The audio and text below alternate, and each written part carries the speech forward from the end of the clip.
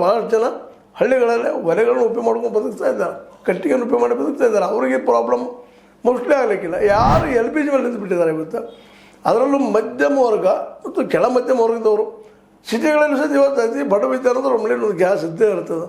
ಇಂಥ ಪ್ರಸಂಗ ಇದ್ದಾಗ ಈ ಎಲ್ ಪಿ ಜಿಗಳು ಶಾರ್ಟೇಜ್ ಆದರೆ ಗತಿ ಏನು ಮುಂದಿನ ಅಂತ.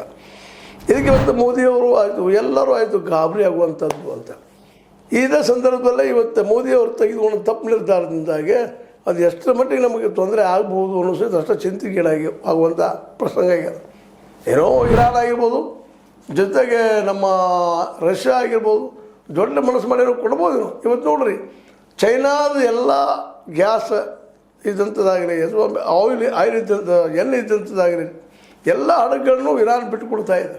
ಹೀಗಾಗಿ ಇವತ್ತು ಚೈನಾದಲ್ಲಿ ಆಗಿರ್ಬೋದು, ರಷ್ಯಾದಿಂದ ಸ್ವತಃ ಅಲ್ಲಿ ಗ್ಯಾಸ್ ಅದ, ಅವ್ರದ್ದು ತೈಲ ಅವರು ಸ್ವತಃ ಉತ್ಪನ್ನ ಮಾಡೋದರಿಂದಾಗೆ, ಸ್ವತಃ ಅವರು ತಮ್ಮಲ್ಲೇ ಅದನ್ನು ಉತ್ಪಾದನೆ ಮಾಡೋದರಿಂದಾಗಿ ಸಹಜವಾಗಿ ಅವರಿಗೆ ಅದು ಪ್ರಾಬ್ಲಮ್ ಇಲ್ಲ.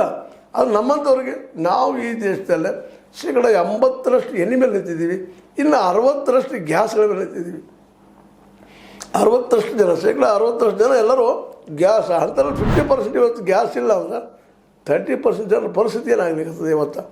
ಅದೇ ಇವತ್ತು ಅಲ್ಲಲ್ಲೇ ಸ್ಟ್ರೈಕ್ಗಳು ಹೇಳೋದು, ಚಳವಳಿ ಆಗುವಂಥದ್ದು. ಮೋದಿ ಅವ್ರು ಏನು ತಪ್ಪು ಮಾಡಿದ್ರಿ, ನಮಗೆ ಯಾಕೆ ತಪ್ಪು ಈ ಒಂದು ಸಿಲಿಂಡರ್ ಪ್ರಾಬ್ಲಮ್ ತಂದು ನೂಕಿದಿರಿ ಅಂತ ಜನ ಕೇಳುವಂಥ ಪ್ರಸಂಗ ಇವತ್ತು ಬಂದದ್ದು.